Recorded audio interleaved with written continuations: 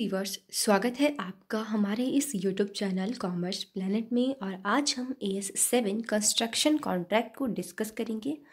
यहाँ हम रेवेन्यू के रिकॉग्निशन के बारे में बात करने वाले हैं कि किस तरह कंस्ट्रक्शन के जो कॉन्ट्रैक्ट होते हैं उनके रिगार्डिंग आपको रेवेन्यू को रिकॉग्नाइज करना है। और कंस्ट्रक्शन कॉन्ट्रैक्ट के अलावा जो भी रेवेन्यू होंगे उसे हम AS9 में डिस्कस करेंगे। पहले हम AS7 में यहाँ बात करते हैं कि वो कॉन्ट्रैक्ट आएंगे जो कि 1 साल से ज़्यादा चलने वाले हैं, जिनका सेटलमेंट यानी मान लीजिए मैंने किसी बिल्डिंग को कंस्ट्रक्ट करने, किसी डैम को कंस्ट्रक्ट करने, किसी रोड को कंस्ट्रक्ट करने का जो कॉन्ट्रैक्ट ले रखा है, अगर वो कॉन्ट्रैक्ट 1 साल में पूरा नहीं होता, मोर देन 1 ईयर वो कॉन्ट्रैक्ट चलता है, उस केस में क्या अकाउंटिंग ट्रीटमेंट रहेगा, इसके बारे में बात करता है AS7। इस AS में हम एप्लीकेबिलिटी, मेन कॉन्ट्रैक्ट क्या होता है, एडिशनल एसेट्स किस तरह से इंट्रोड्यूस करने हैं, ट्रीटमेंट क्या होगा कॉस्ट वगैरह का, और इसके अलावा क्या क्या एसेंशियल्स आपकी आउटकम्स होते हैं, रिलायबिलिटी क्या होती है, डिस्क्लोजर क्या देने होते हैं, ये हम डिस्कस करने वाले हैं। चलिए एक एक को शुरू करते हैं। सबसे पहले एप्लीकेबिलिटी की बात करें तो ये अकाउंटिंग जो है सारे टाइप ऑफ कॉन्ट्रैक्ट जो कंस्ट्रक्शन से रिलेटेड हैं उनके रिगार्डिंग यहाँ लगने वाला है। तो इसमें आपको अकाउंटिंग करनी है कॉन्ट्रैक्टर की बुक्स में, और यहाँ 3 तरह के जनरली अकाउंट्स आपको मेंटेन करने हैं। एक होता है फिक्स प्राइस कॉन्ट्रैक्ट, दूसरा होता है कॉस्ट प्लस कॉन्ट्रैक्ट, और तीसरा होता है हाइब्रिड जो इन दोनों का कॉम्बिनेशन होता है, जिसमें फिक्स्ड का प्राइस कॉन्ट्रैक्ट भी होगा प्लस कुछ आपका कॉन्ट्रैक्ट प्लस का भी पार्ट होगा। तो फिक्स प्राइस कॉन्ट्रैक्ट में क्या करते हैं, पूरे कॉन्ट्रैक्ट की जितनी भी कॉस्ट लगती है आप एक फुल प्राइस, एक फिक्स प्राइस बता देते हो कि आपकी बिल्डिंग को मैं 50 लाख में कंस्ट्रक्ट कर दूंगा या इस डैम को इतने रुपए में कंस्ट्रक्ट कर दूंगा, तो आप एक फिक्स अमाउंट बता देते हो, तो वो होता है fix price contract. Cost plus contract में क्या होता है, आप जितनी कॉस्ट लग रही है उसके सारे जो रिकॉर्ड्स हैं वो अपने कॉन्ट्रैक्टर जो पार्टी है जो आपको और दे रही है कॉन्ट्रैक्ट उसको दे देंगे, और उस कॉस्ट में कुछ सर्टेन परसेंटेज ऑफ अमाउंट जो आपकी प्रॉफिट का आप एक्सपेक्ट करने वाले हैं या आप जो चाहते हैं वो जो म्यूचुअल अंडरस्टैंडिंग के साथ आप उस प्रॉफिट को क्या कर लेंगे वहाँ ऐड करवा लेंगे। तो यहाँ कॉस्ट में वो सर्टेन परसेंटेज फिक्स अमाउंट वहाँ ऐड हो जाएगा, तो ये आपका हो जाता है कॉस्ट प्लस कॉन्ट्रैक्ट। और इन दोनों का अगर कॉम्बिनेशन है तो इसे हम हाइब्रिड कंस्ट्रक्शन कॉन्ट्रैक्ट के केस में शामिल करेंगे। बात करें अगर हम कॉन्ट्रैक्ट के रेवेन्यू की, तो इसमें क्या क्या चीज़ आती है। इनिशियल अग्रीमेंट अमाउंट जो कि आपको फर्स्ट टाइम पता चल गया कि आपको इस कॉन्ट्रैक्ट से कितना रेवेन्यू रिसीव होने वाला है, वो अगर इन फ्यूचर इसमें किसी तरह का एडिशनल किया जाता है, किसी एडिशनल पार्ट को ऐड किया जाता है, मान लीजिए मैंने पहले 2 फ्लोर बनाने के लिए आपको कॉन्ट्रैक्ट दिया 50 लाख में, अब मैं ऊपर कोई 1 फ्लोर और बनवाना चाहती हूँ तो इसके लिए मुझे एडिशनल आपको पे करना पड़ेगा।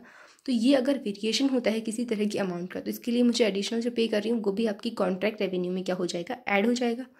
क्लेम वगैरह अगर किसी तरह का मान लो मेरे को कोई पार्टी सप्लाई कर रही है, जिसने मेरे को कॉन्ट्रैक्ट दिया वही मेरे को कोई एक सर्टेन फिक्स टाइप का सप्लाई करने वाली है किसी भी कॉन्ट्रैक्ट के रिगार्डिंग मटेरियल का, और वो मटेरियल सप्लाई करने में वो पार्टी डिले कर देती है, मेरा कॉन्ट्रैक्टर जो कॉन्ट्रैक्टी है, तो कॉन्ट्रैक्टी ने अगर मुझे डिले कर दिया इसकी वजह से मेरा कॉन्ट्रैक्ट थोड़ा लेट पूरा होगा, तो यहाँ मैं कॉन्ट्रैक्टी से क्या कर सकता है, क्लेम चार्ज कर सकता है। ये भी आपको रेवेन्यू में ऐड करना है। और अगला है अगर कोई किसी तरह का आपने जल्दी पूरा कर दिया है, एडवांस में अगर आपने किसी तरह को इस काम को कम कॉस्ट में पूरा कर लिया है, तो यहाँ जल्दी पूरा करने की वजह से आपको इंसेंटिव मिल सकते हैं कॉन्ट्रैक्टर की तरफ से कॉन्ट्रैक्टर को। तो ये चारों चीज़ें आपके रेवेन्यू में ऐड हो जाएगी। और अगर किसी तरह का एक्सेशनल क्लॉज है, लाइक अगर आपने कोई सीमेंट वगैरह कम कॉस्ट पे ख़रीदी, लेकिन आप एक्सपेक्ट कर रहे हैं कि इसकी कॉस्ट अगर 500-400 रुपये बढ़ती है तो आप बियर कर लेंगे, लेकिन इससे ज़्यादा अगर वो कॉस्ट बढ़ती है तो आपको अपने कॉन्ट्रैक्ट से कह के इस कॉन्ट्रैक्ट की वैल्यू को क्या करना पड़ेगा, चेंज करवाना पड़ेगा, क्योंकि आपने जितना उसमें इन्फ्लेशन को मेज़र किया था उससे ज़्यादा उसकी प्राइसेस बढ़ चुकी है किसी भी मटेरियल की। तो अब वो भी आपकी कॉस्ट रेवेन्यू का पार्ट बन जाने वाला है, क्योंकि अब आपको इसके रिगार्डिंग भी एक्स्ट्रा पैसे अपना कॉन्ट्रैक्ट ही देने वाला है।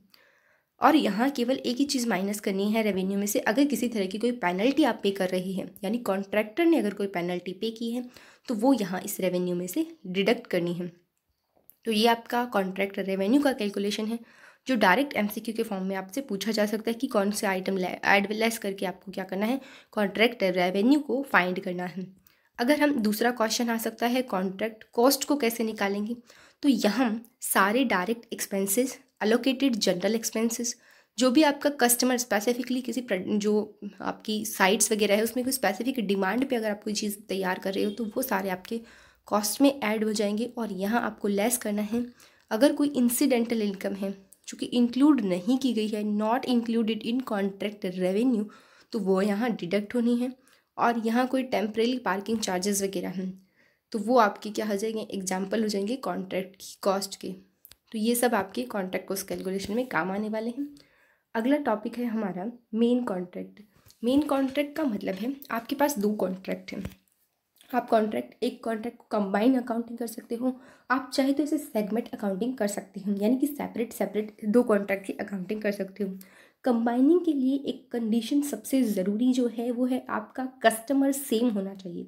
मतलब जिस कॉन्ट्रैक्टर ने आपको फर्स्ट कॉन्ट्रैक्ट दिया है उसी कॉन्ट्रैक्टर ने आपको सेकेंड कॉन्ट्रैक्ट भी दिया है, तो आप इसके लिए कंबाइन कॉन्ट्रैक्टिंग करेंगे। कंबाइन के लिए आपके पास पहला केस है negotiation as the single package. तो आपका जो कॉन्ट्रैक्टी है जिसने आपको कॉन्ट्रैक्ट दिया है उसने इसके लिए आपके पास सिंगल पैकेज दिया, यानी एक ही पैकेज में आपके पास वो दोनों चीज़ों के लिए कॉन्ट्रैक्ट आया है। आप एक साथ दोनों को या तो रिजेक्ट या एक्सेप्ट करेंगे, तो यहाँ आप कंबाइन जो है वो कॉन्ट्रैक्ट की अकाउंटिंग करने वाले हैं। दूसरा केस है all contract are part of single project, यानी दोनों जो कॉन्ट्रैक्ट हैं या सारे, दो से ज़्यादा भी हो सकते हैं, तो ये सारे कॉन्ट्रैक्ट एक ही के पार्ट हैं, उसी प्रोजेक्ट के तहत आते हैं। तीसरा है कि all contracts are performed continuously, और आपको इनको एक साथ परफॉर्म करना है। मान लीजिए आपने मुझे बिल्डिंग कंस्ट्रक्शन, उसी बिल्डिंग में एक जो है आपका म्यूज़ियम, जिम या फिर स्विमिंग पूल, तो ये सारे कॉन्ट्रैक्ट एक साथ अगर मेरे नेगोशिएशन में आते हैं और एक साथ मुझे कंटिन्यूसली परफॉर्म करने का एक सिंगल पैकेज अमाउंट के रूप में मिला है, तो मैं इसकी कंबाइंड जो है वो कॉन्ट्रैक्ट की अकाउंटिंग करने वाली।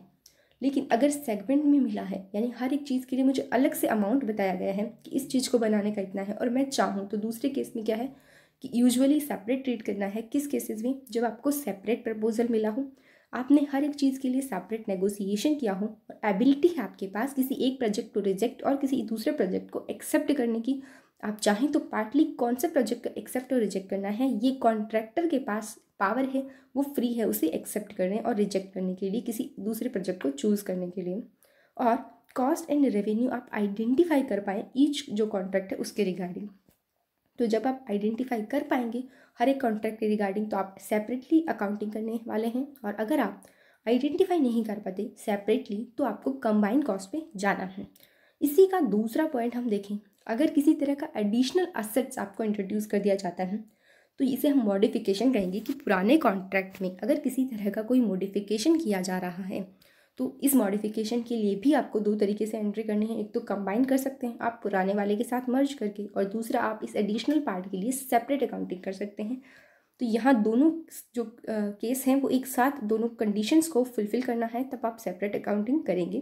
पहली कंडीशन है डिफर सिग्निफिकेंटली। अगर डिज़ाइन, टेक्नोलॉजी और फंक्शन में किसी तरह का डिफरेंस है तो आपको सेपरेटली ट्रीट करना है। मान लीजिए पहले मैं केवल बिल्डिंग को बना रही थी, इन बिटवीन मुझे दूसरा कॉन्ट्रैक्ट आपने दे दिया पुल को बनाने का, तो यहाँ जो चीज़ बिल्डिंग में रिक्वायर्ड है वो रेसिडेंशियल पर्पज़ के लिए है, वहाँ 24 घंटे इंसान रहने वाला है। लेकिन पुल में ऐसा नहीं है, वो आप एंटरटेनिंग के पर्पज़ से या टूरिज़्म के पर्पज़ से बना रहे हैं। तो ये सारी चीज़ें हैं, उसकी जो फंक्शंस हैं वो अलग है एक रेसिडेंशियल हाउस से। तो यहाँ मैं सेपरेटली उसको क्या करूँगी, अकाउंटिंग करने वाली हूँ। तो यहाँ डिज़ाइन, टेक्नोलॉजी और फंक्शन अगर डिस्टिंग्विश हैं तो आपको सेपरेटली उसकी अकाउंटिंग करनी है। दूसरा जो कंडीशन है, प्राइस नेगोशिएशन अगर आपने सेपरेटली किया है और वो आपके पुराने जो ओरिजिनल कॉन्ट्रैक्ट है उसकी प्राइस को अफेक्ट नहीं कर रहा है, तो आप इसको क्या करेंगे, सेपरेटली ट्रीट करने वाले हैं। इस पॉइंट का क्या मतलब है दूसरे वाले का, अगर मान लीजिए जो पहला कॉन्ट्रैक्ट था, मान लीजिए वो मेरा 200 करोड़ रुपए का है, और दूसरा कॉन्ट्रैक्ट आप मुझे जो दे रहे हो उसकी प्राइस सेपरेटली 100 करोड़ है, लेकिन आपने बोला क्योंकि मैंने आपको 200 करोड़ का पहले कॉन्ट्रैक्ट दे रखा है तो आप इसको हैवी डिस्काउंट पे दे दीजिए, यानी कि आपने बोला दोनों कॉन्ट्रैक्ट को आप मुझे 250 में करके दे दीजिए, लेकिन जबकि इसकी कॉस्ट एक्चुअल में मेरे 300 के आसपास आने वाली है। तो यहाँ मेरा ओरिजिनल कॉन्ट्रैक्ट की प्राइस अफेक्ट हो रही है, जिसकी वजह से आप मेरे से हैवी डिस्काउंट क्या कर रहे हो, डिमांड कर रहे हो। तो यहाँ सेपरेट अकाउंटिंग नहीं कहूँगी। तो इसकी वजह से अगर नहीं हो रहा है अफेक्ट, तब आपको सेपरेट अकाउंटिंग करनी है। तो ये दोनों पॉइंट आपके एक साथ जब पूरे होंगे तब आपको सेपरेट अकाउंटिंग करनी है। अगला पॉइंट है हमारा method for recognition of revenue. क्या मैथड है रेवेन्यू को रिकग्नाइज करने का। तो ध्यान रहे डायरेक्ट एमसीक्यू फॉर्म में क्वेश्चन आएगा परसेंटेज ऑफ कंप्लीशन मेथड, यानी कि जितना परसेंट आपका कॉन्ट्रैक्ट कंप्लीट हो चुका है उतना आपको रेवेन्यू रिकॉग्नाइज कर लेना है। इसको कैसे आप मेज़र करेंगे, उसके लिए दो आपके पास चीज़ें हैं। एक तो है जितना आपने कॉस्ट इनकर्ड की है डिवाइड कर देंगे उसको आपकी टोटल जो एस्टिमेशन इन फ्यूचर में कॉस्ट कितनी लगने वाली है, तो टोटल एस्टिमेटेड जो कॉन्ट्रैक्ट की कॉस्ट है और जितनी अब तक आपने इनकर्ड कर ली, तो उसके बेसिस पे आप जैसे कि आपकी 50 करोड़ अब तक आप उस पर कॉस्ट इनकर कर चुके हैं और आपको लगता है टोटल जो एस्टिमेशन कॉस्ट है वो 150 लाख होने वाले हैं, तो यहाँ 50 लाख डिवाइडेड बाई 150 यानी 1.5 करोड़, यानी कि आपने 33% लगभग काम पूरा कर लिया है। तो यहाँ रेवेन्यू रिकॉग्निशन 33% के समथिंग आप कर लेंगे। दूसरा चीज़ है सर्वे ऑफ वर्क परफॉर्म, या फिर आपका कोई इंजीनियर जो कॉन्ट्रैक्टर का है तो वो आपकी वर्क को सर्टिफाई करता है कि कितना परसेंटेज ऑफ काम आपने कंप्लीट कर लिया है। तो जनरली आपको जो केस मिलने वाला है वो फर्स्ट वाला मिलेगा, यानी आपको कैलकुलेट करना पड़ेगा जिसमें आपको आप पहले से ही क्वेश्चन में गिवन होगा कि एस्टिमेशन जो कॉन्ट्रैक्ट की कॉस्ट है टोटल इतनी है और अब तक आप इतनी कॉस्ट इनकर कर चुके हैं, उसके बेसिस पे आपको अपना रेवेन्यू रिकॉग्नाइज करना है। अगला अब जो आपका पॉइंट है वो है if outcome of contract estimated reliability, तो आपके पास क्या रिलायबिलिटी है कि आपका कॉन्ट्रैक्ट का जो रिजल्ट है वो 100% आएगा। क्या इसकी पॉसिबिलिटी है कि आपका कॉन्ट्रैक्ट 100% कंप्लीट होगा, और क्या पॉसिबिलिटी कि आपका कॉन्ट्रैक्ट 100% कंप्लीट नहीं हो पाएगा। तो अगर 100% कंप्लीट होता है, इफ़ यस, देन क्या करना है आपको, कंटिन्यू करना है with percentage of completion method revenue recognition. अगर सब कुछ ओके चल रहा है आपका कॉन्ट्रैक्ट, आपको लगता है कि स्मूथली पूरा हो जाने वाला है इन फ्यूचर, तो आपको रेवेन्यू रिकॉग्निशन परसेंटेज जो कंप्लीशन मैथड है उसके अकॉर्डिंग कर लेना। लेकिन अगर किसी केस में डिस्प्यूट हो जाता है कॉन्ट्रैक्टी और कॉन्ट्रैक्टर के बीच, तो आपको क्या होगा, ऐसा एस्टिमेशन लग जाएगा, एक फीलिंग आएगी कि अब आपका कॉन्ट्रैक्ट आगे नहीं चल सकता, ना कॉन्ट्रैक्टर चाहता कॉन्ट्रैक्टर से काम करवाना और कॉन्ट्रैक्टर भी नहीं चाहता उस कॉन्ट्रैक्टर के लिए काम करना, यानी दोनों पार्टियों में डिस्प्यूट हो गया है, अब वो इस कॉन्ट्रैक्ट को कंटिन्यू नहीं करना चाहते। तो क्या करना है, रेवेन्यू रिकॉग्नाइज करना है आपको cost incurred till the date and to the extended of recoverable, जितनी आप, बस उस केस में आपके क्या होगा, बस इतना जितना मैंने कॉस्ट लगाया है उतना पैसा कम से कम मेरे को रिकवर हो जाए, यानी जब तक कि सेटलमेंट नहीं हो जाता कि कितना अमाउंट आपका कॉन्ट्रैक्ट आपको देने वाला है, तब तक आप रेवेन्यू को कॉस्ट से ज़्यादा है वो रिकॉग्नाइज नहीं कर सकते, यानी जितनी आपने कॉस्ट लगाई है उतना आप उसमें रिकॉग्नाइज कर लेंगे एज ए रेवेन्यू, जो रेवेन्यू है उसके अकॉर्डिंग। अगला पॉइंट है ट्रीटमेंट ऑफ कॉस्ट कॉन्ट्रैक्ट, यानी कॉन्ट्रैक्ट की कॉस्ट को कैसे ट्रीट करना है। Actual cost incurred during the period, तो जितनी कॉस्ट आपने ड्यूरिंग द पीरियड लगाई है इस कॉन्ट्रैक्ट रिगार्डिंग उसे आप इमीडिएटली बुक कर लेंगे।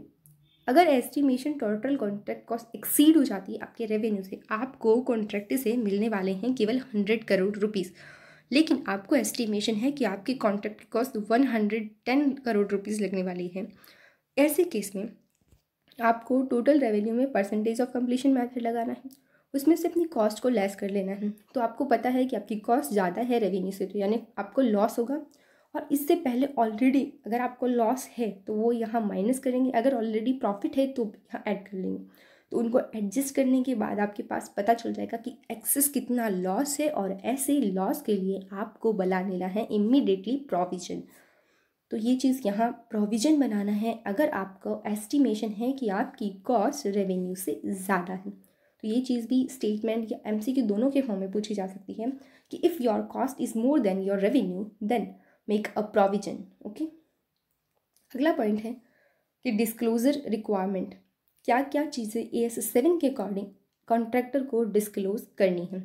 कॉन्ट्रैक्ट का रेवेन्यू, कॉन्ट्रैक्ट की कॉस्ट, स्टेजेस कितनी की कंप्लीट, किस स्टेज में कितना कंप्लीट हुआ, उसके मेथड कौन से फॉलो हुए, amount payable to the customer and receivable from customer, कितनी अमाउंट कॉन्ट्रैक्ट ने पे की है, कितनी रिसीव की है, ये सब।